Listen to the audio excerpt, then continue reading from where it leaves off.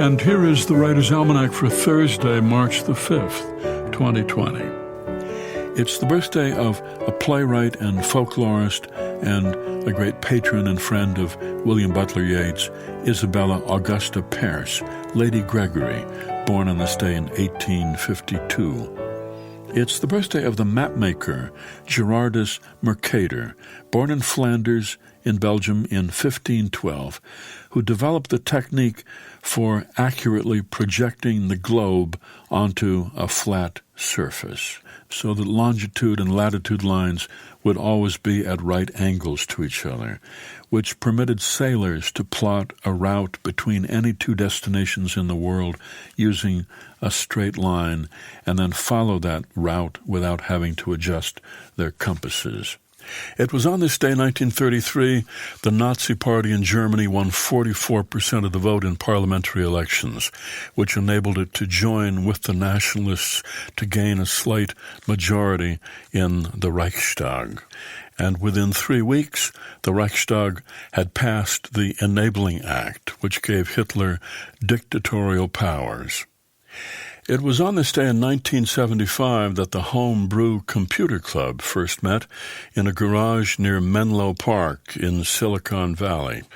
1975, computers were not for personal use. They were gigantic, could take up an entire room, could cost about $1 million apiece.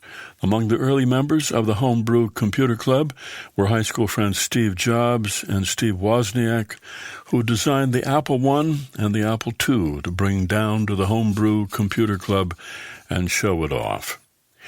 It's the birthday of the novelist Frank Norris, Chicago, 1870, author of McTeague, died at 32 of a ruptured appendix, having written 2 books of his Epic of Wheat trilogy, The Octopus and The Pit.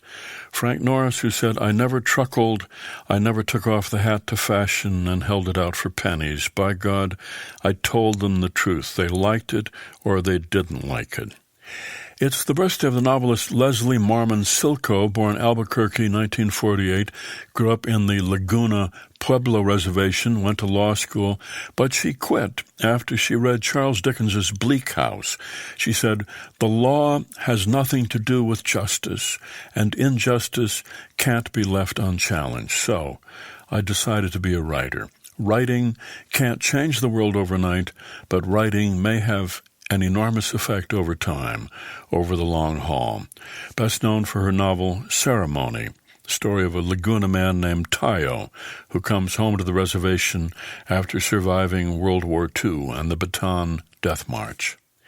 And it's the anniversary of the shooting incident that came to be called the Boston Massacre, 1770, an argument between colonials and a British soldier. Crowd of men gathered, soldiers came out on the street, the crowd taunted them, threw ice at them, dared them to shoot, and they did, and 5 men were killed. The soldiers were put on trial. The lawyer chosen to represent them was John Adams, who managed to get all but 2 acquitted.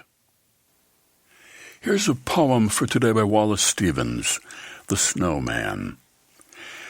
One must have a mind of winter to regard the frost and the boughs of the pine trees crusted with snow, and have been cold a long time to behold the junipers shagged with ice, the spruces rough in the distant glitter of the January sun, and not to think of any misery in the sound of the wind, in the sound of a few leaves, which is the sound of the land full of the same wind that is blowing in the same bare place for the listener who listens in the snow, and nothing himself beholds nothing that is not there, and the nothing that is.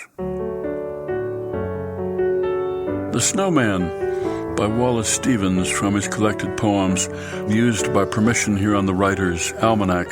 Be well, do good work, and keep in touch.